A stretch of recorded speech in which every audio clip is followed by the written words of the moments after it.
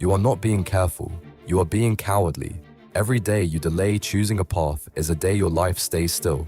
While you research and think and plan, others move forward. They fail. They learn. They grow. You call it keeping options open. The truth is simpler. You fear commitment. You fear being wrong. But wrong action teaches. No action teaches nothing. The entrepreneur who starts and fails learns more than the one who studies for years. The person who commits to love and gets hurt learns more than the one who stays safely alone. Your body ages while you delay health changes. Your skills rust while you avoid career moves.